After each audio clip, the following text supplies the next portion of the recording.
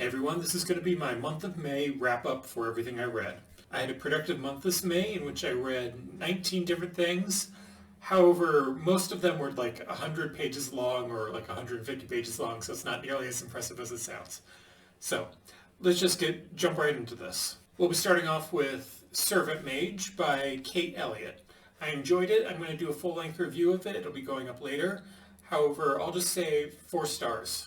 I liked it because it kind of reminded me of Avatar: The Last Airbender, the magic system, but it was crossed with Jungo Wexler's Shadow Campaign's demon magic. You have elemental demons that infest people, and that makes, in the view of one religion or one sort of religion, people who are infested with demons are evil, whereas the opinion of the other religion are good. I like the culture clash between the two, and I like the pseudo French Revolution setting. It was neat. Next was Elder Race by Adrian Tchaikovsky. Elder Race, it was a 5-star read for me. This was the 3rd Tchaikovsky book that I've read, and all 3 have been 4-star or 5-star reads for me. This has 2 protagonists, a princess who thinks she's in a fantasy story where princesses need to go out and fight dragons, and the other protagonist was a far future scientist who's stuck on a backwater planet which has been devolved back to the medieval era, who's viewed by the locals as being a wizard, but he's really just a scientist. It was a nice culture clash between the two when they're forced to go on an adventure together. It was really clever. It might be the best book I've read this year, and it was only 150 pages. You should check it out. Next is Legends and Lattes by Travis Baldree. This is another one that's in the running for the best book I've read this year. I don't think it probably will be. I think there's other stronger ones. However, I was very impressed. This was a self-published novel originally. It has since been picked up by a major publishing house. I read the ebook, but then I transitioned onto the audiobook version when I was halfway through because I heard it was well done. Basically, the story of this is that the protagonist in this is a orc barbarian from a D&D setting. She decides to retire and open up a coffee shop. She was an adorable main character. This was a fish out of water story contrasting with a found family narrative. If that sounds interesting to you about a orc starting a coffee shop, you should check it out. It's all about the power of friendship.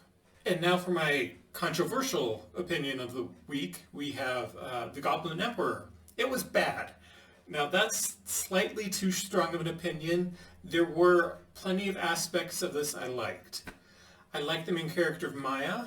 He was a very empathizable protagonist. I don't know. I had a lot of empathy for him. He was stuck in a really bad situation and he had no hope of really getting out of it. I had a lot of empathy for him.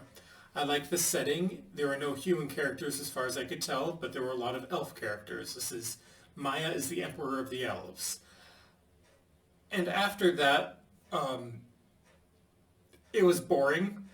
Like, the plot doesn't actually get into high gear until 60% of the way through the book. And what plot did happen was mostly off-screen of the page, so it's just mostly day-to-day life of Maya. Now, I can totally understand why people do like this book. It was a very charming book in its way. I can see why people feel that this is a 5-star book, but personally for me it's a 2-star book. It was worth reading. I'm glad I read it. I will never read it again. And I probably won't recommend it to anyone unless they're in the mood for something vaguely cozy. Next, I have a K.J. Parker novella, Prosperous Demon. This is a Renaissance Italy vaguely era exorcist novel. The protagonist in this novel is a very sketchy exorcist whose job is to save people's lives even when they don't want to be saved from demons. He's put in a no-win situation in which he has to save a Leonardo da Vinci type character. It was a great conceit. I liked the ideas. It was only 100 pages. Good work. Okay, time for another hot take. White Sand Volume 3. I've read White Sand Volumes 1 and 2 in previous years, so it's not really fresh, but I do remember that while I enjoyed them, I didn't particularly like them. White Sand Volume 3 is a follow-up of those 3, and the fact that I didn't really like it either. In this is a Brandon Sanderson graphic novel. It follows one of his earliest unpublished works. And I'm trying to be diplomatic here when I say it's bad. But overall, the plot really drags this down. and the writing of like, I don't know, it just wasn't good. I can't recommend it. If you're a big fan of the Cosmere, check out the series, but otherwise it's a avoid. The Forgotten Beasts of Eld.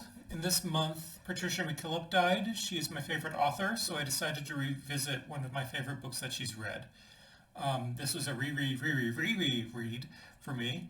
So it was fun. It was nostalgia filled. I can't really say much for me. It was a 5-star read. It's a classic of the genre. Check it out if you're interested.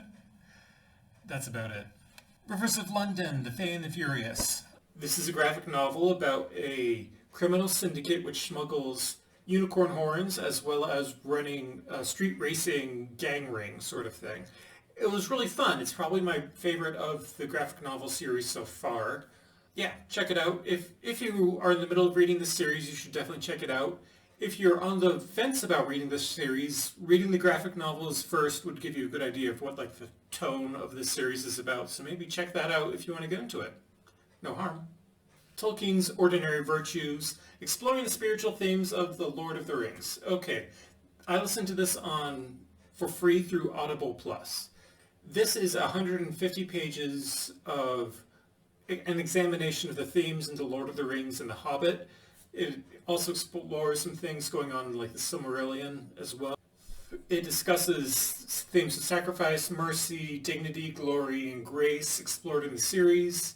If that sounds interesting to you, check it out. I thought it was fun. Since this review is already getting really long in the tooth, I'm just going to skim through all the nonfiction books I read and I'll just read them out loud. We have The Art of Mindful Living, Energy of Prayer, Buddhism for Beginners, Orthodox and Catholic Christianity, Shinto and Japanese New Religions, Happiness, The Art of Mindfulness, Orthodox Christianity, Buddhism, Real Zen for Real Life. Okay, that's everything. Have a nice day.